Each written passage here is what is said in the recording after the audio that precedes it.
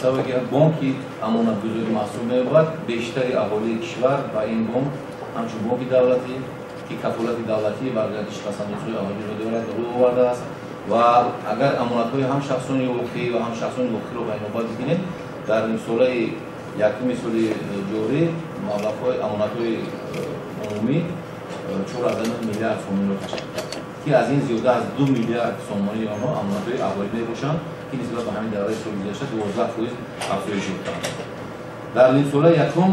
бонк тавонист ки ба аҳолии кишвар зиёда аз 46,7 миллион сомонӣ фоизи пасандозҳо ба аҳолӣ пардохт намояд ки ин ба беҳтар кардани сифати зиндагии аҳолӣ кӯмак мекунад. خب در سال جاری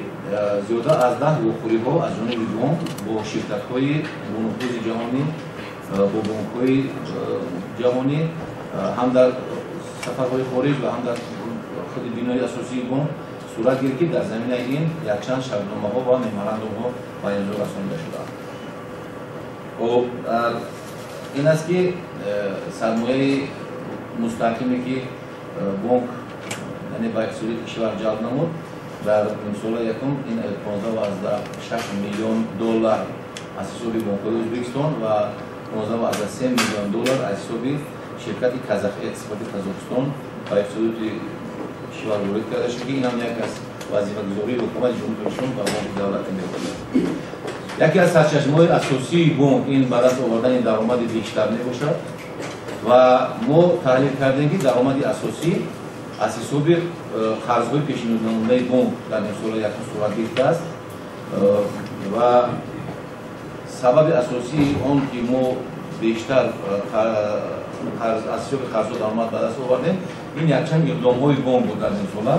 ما یکچند به خاطر که پس کردن فایز قرض و با اهالی دلپسند نمودن شرط‌های قرض یکچند اقدام‌ها به مردم و مشتریان پیشنهاد کردیم از قبیل автоқарз یعنی автокредит тарзҳои ипотекӣ, зангҳои муваффақ, баҳор барои соҳаи кишоварди баҳор 2023 ва кишоварз ки аз ҳисоби маблағҳои бонки рушди аврупо яъне сурат гирифтагианд ки бо фоизҳои нисбатан паст ва ин буд ки сандуқи қарзи мо ва қарзҳои пешниҳоднамудаи мо дар нимсолаи якум афзоиш ёфтанд. ин аст ки дар нимсолаи якум бонк در نیم سال نزدیک 1 میلیارد سومونی انیترش 993 میلیون سومونی و اقتصاد کشور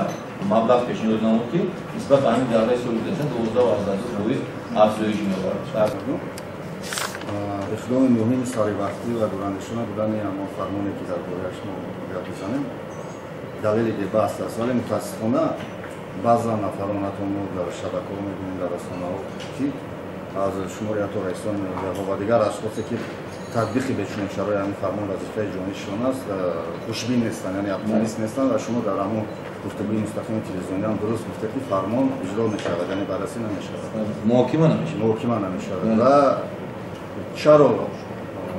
بعضی‌ها خوشبین نیستن و اصلا اپتیمیست نیستن برعکس با اندیشه‌های پسیمیستانه‌شون یعنی مردم تو اندازه گمراه میکنن و خطا نمیکنه و شما به صورت یکی از متصدیان همین اقدام با امانو چی توصیه میدید و یا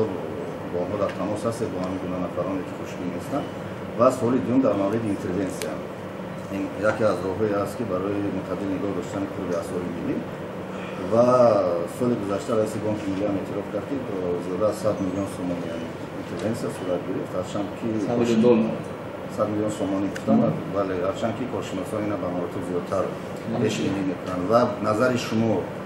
به همین مسئله است و تا چه اندازه اینترونسیا در متعدل نگاه داشتن کل سامانی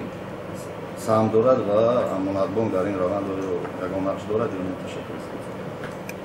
تشکر. نسبت آنهایی که خوشبین نیستند با این فرمان باز تکرار کردنی هستند که فرمان باید اجرا کرده شود، محاکمه کرده نشود. فرمان پیشروی معظم ملت است، فرمان راهبری عالی کشور است. وقتی که هر یک فرمان به تصویب میرسد کارشناسان ساحه‌های گوناگون در این سمت کار میکنن امکانیت تطبیق نمودن آن هست یا نیست بررسی میکنن و بعد فرمان به تصویب میرسد. برای همین ما همچون کارشناس این ساحه میگیم که این امکانیت دارد فقط از پای اجرای آن شدن در کار همون نهادهایی که تا امروز بیل نگه خود نساختن باید آنها همین از جهت تکنیکی اونها رو باید تامین کنن، همکاری با بانک‌ها باید داشته باشن و این کار بزودی من یعنی اجرا می شود. من چی گفتنی هستم؟ این تجربه دولت‌های مترقی هست. وقتی که ویلسپید کشف کردن در کار نیست، وقتی که دیگرها حالا کشف کردن. این به مراتب آسان میکند کار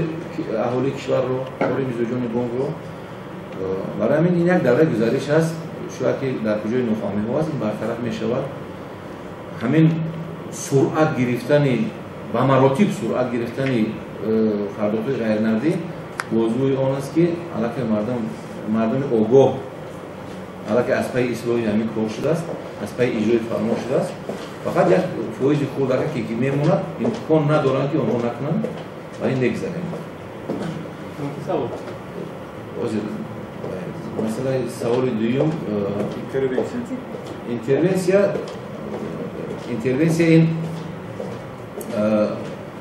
روی حلی از بین بردن کمچینی دلار نیست. اینترونسیا از حساب چی می شود؟ از حساب ذخیره های طلایی و اسعاری بانک ملی حکومت جمهوری تاجیکستان. برای همین برای بعضی حالت‌هایی که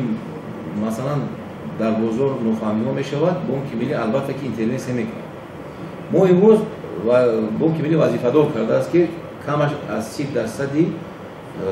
یعنی موقع اسعاری که بانک ها دارند باید که اینترونسیا کرده شود و بازار برآورده شود. بینید که همین چیز معتدل صورت گرفته شده است. فقط بعضی حناتانی که در بازار بازی میکردند و همین کسب خود کرده بودند از حساب خرید فروش اسعار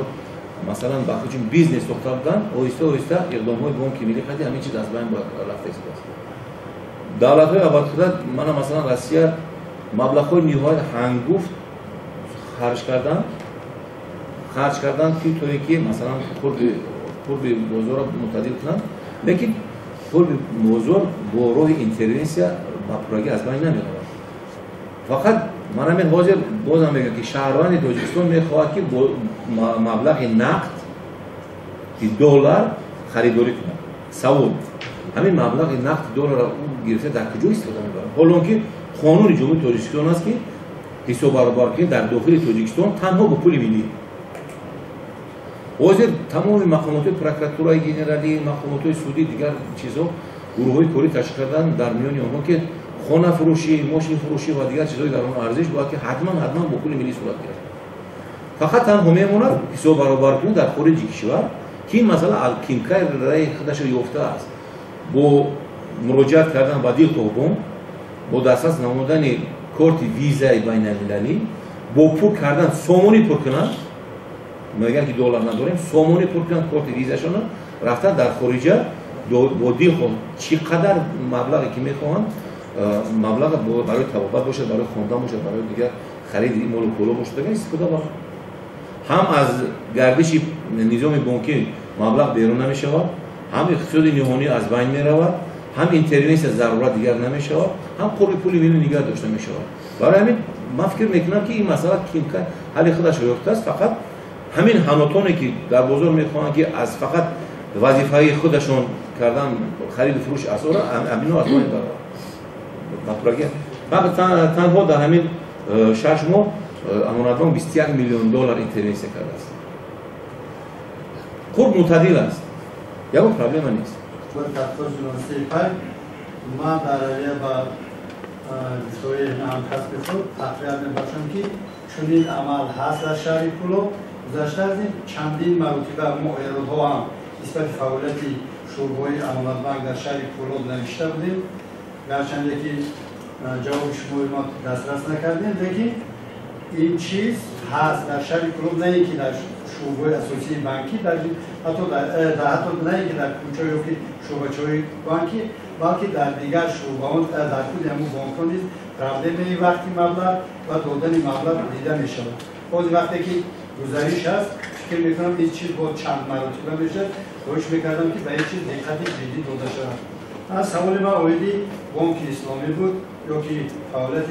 بانکداری اسلامی بود. اویدین میگفته که چی عمل نسبت این دیده شد و چقدر مردم از اون قرضای اسلامی یا که فعالیت اسلامی برخوردار شد. چه من اون مشکلاتی خلق است من شخصا حرفش میکنم که هر یک من شماره این اساس کنم چون پرابلم رو بزرگ است و ما از همین مسئولیت کرده است که بسیار پرابلم رو نتنها در نظام بانکی بلکه در دیگر موضوع از بین رود. من از همه شما خواهش میکنم مخصوصا از این روزنامه پای یک ماه پورا را پیگیری کنید مسئله حل اقدامی رو برد یک ماه پورا رو پیگیری کنید تنقیح کردن آسان لیکن پرابلم را از بین بردن ما در یک جایگی بریم ما هم اعضای این جامعه هستیم شما هم اعضای این جامعه هستین تنقیح کردن آسان لیکن یک ماه پورا را از شما خواهش میکنم پیگیری کنید پرابلم حل خودش میاد مردم میخواهد که من واضح چیکار کردیم ما SMS پیوست کردیم در همه نفقه پرو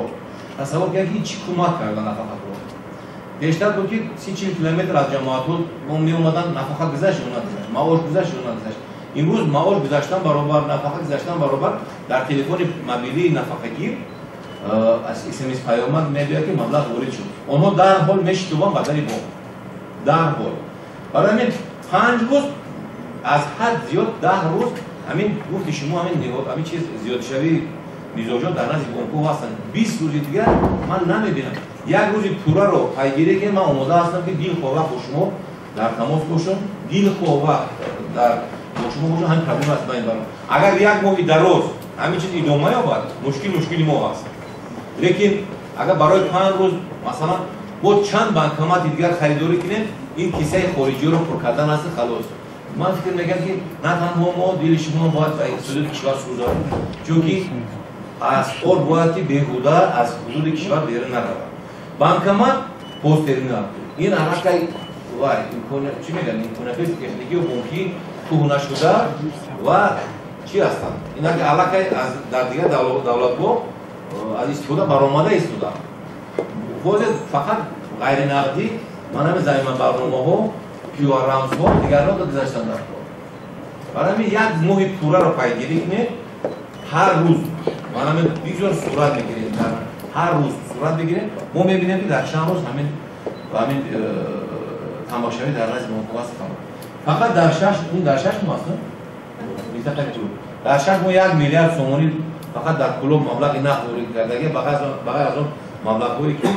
از حساب کمالی دیگر قبول شده یعنی بانک ملی عموما یگان مشکل ایجاد نکرده است تا امروز برای تامین نمودن پول نقد یگان مشکلی فقط در چی است در همین در روزهای حساب وقت برای بسیار خواهش میکنم که همین مسئله یک ماه پیگیری میکنه اون طرف در معرفت مولوی مردم کوشش میکنه پرابلم از بین میره در مسئله بانک اسلامی امانت بانک اسلامی نیست این بانک دولتی است از روی خدمت‌رسانی‌های عنعنوی صورت میگیرد فعالیت ما بانک اسلامی در نظام بانکی علاقه یک هست این توحید بانک و معلومات شما میرسونم و بعضی بانک‌های تجارتی هستند که روزانه اسلامی دارند اسلام که اکنون میگن اونها هم ترادیسیونال هم عنعنوی هم اسلامی گذاشتن برای همین ما توی بود با مبلغ گذاری اسلامی نگذاشتیم واسه از اونه که قانون درباره مبلغ گذاری اسلامی هست من فکر میکنم که اگر طلبات در بانک اسلامی توحید بانک اگر آنچنان بیشتر شود که اون اقتدار طلبات مردم یعنی خانه کردن نتواند و نیاز به کمک از جانب دیگر بانک‌ها شود اگر ما میتونیم که روزانه بانکی شود خوب میشد دویر با قرض‌های مشکلی ستان گفته میگذاشتید مثلا در سالهای اول در دوام 6 ماه چقدر چند فایز این قرض‌ها ستانیده شد و عموما از کدام سبب این قرض‌ها مشکلی ستان شده تشکر این طلباتی من سندهای بیروت بین‌المللی است که بانک وقتی که مشکلی ستان میشود قرض از روی قرض‌های مشکلی ستان باید که فوند فشرده تلفات امکان پذیر تأسیس داده شود از روی درآمدی که بانک به دست آورده است یعنی همین طلبات در سندهای معیاری بین‌المللی بمب‌ها رو معذب میکنند وظیفه‌دار میکنند که هنگام دادن قرض و همون گردشی مالی همون شرکت و پرداخت پذیری همون شرکت دقتی مخصوص دارند. بسیار وقت سوال ها میگن که برای چی ما وقتی دادن قرض پیشنهاد قرض حجت‌های بیشتر می‌پرسیم یا اینکه مشکل ایجاد میکنیم. سببش همین است که در آینده قرض مشکل ستون نشود. البته مشکل ستون به این هم نمیشود. به حالت 6 ماه 8% مبلغ‌ها و روی مبلغ‌های مشکل ستون شامل گردند که از روی همه آنها فوند کشاندن تلفات امکان‌پذیر از سوی درآمدهای به دست آورده بانک تشکل داده شده است. این چی معنی دارد؟ وقتی که بانک درآمد بیاد و فوند کشاندن تلفات امکان‌پذیر تشکل داد، یعنی خوف بانک از بین رفت. برای همین مدعی میگه که ما خرید که مبلغ‌های مشکل ستون نداریم. برای اینکه هست و فوند تشکل داده شده است. اگر در آینده این مبلغ‌ها اگر گردن این مبلغ ایلاوگی با بانک میشه. اگر نگردم یکم تحلیل با بانک نیست. برای همین امروز خرید این مفهوم از بین رفته است در آن بانک، یعنی مبلغ‌های مشکل ستون در بانک وجود ندارد. تنها من معلومات پیشنهاد نمودم در دوام همین سال 67 میلیون سومونی هم از حساب و مبلغ‌هایی که ما فوند تشکل داده بودیم هم از حساب اموالی که به توازن گرفته بودیم مبلغ‌ها گشتن که الان 67 میلیون سومونی درآمد حساب بانک محسوب می‌یابد و امکاناتی یعنی که اقتدار بانک را بازم مستحکم کنه. ولی بس از همین وقتی در مسئله غیر نقدی صحبت شد یکی بین اشاره کردن که امانت بانک گویا تمام پروژه در دست گرفتگی است و دیگه بانک ها تحت شعاش موندگی‌اند، یعنی یک کتازی میکنه فایده یعنی بیشتر میبینن امانت بانک. دوم بعضی ها در با نظر داشت تجربه و غیر نقدی گذاشتن در همه اتوبوس‌های شهر و این نتیجه رسیدن که همین پروژه یعنی پروژه یعنی کاری که شروع شده است اونقدر به موفقیت میتونه که نرسه. آدم چقدر تاپ داده سوال شما رسونده. دو نکته ما با اتوبوس‌های شهر این کارت‌های لوکالی داده شدن. لوکالی یعنی کارت داخلی دوشنبه سیتی داده شده است. چی معما است روزی ما نمیدونیم چون که در اونجا ما خواستیم که همگیرا کنیم کارت ملی را با این حال این چیز موفق نشدیم. در آینده من فکر میکنم که در یک جایی با مطلوبات مسافرکش شهر و همین میرسیم که نه تنها کارت‌های امانت بانک بلکه کارت بانک‌های دیگر هم قبول کنند همگیرا کنند اینتگریت کردن در کار. این فقط مسئله تکنیکی است. در مسئله یک توضیح کردن امانت بانک راست گپ من همین سوال انتظار بودم برای که چند شورا بسیار شده است مشکل بسیار شده است مخصوصا از جانب بعضی شخصانی با معرفت حتی یک منم سوال دیگر که همه درآمد امانت بانک گرفته شده است با همه شما رساندنی هستند پرداخت‌های دولتی بیمزد است از جانب امانت بانک با 0 برابر است. این بی کمیسی است، بی درآمد است، برعکس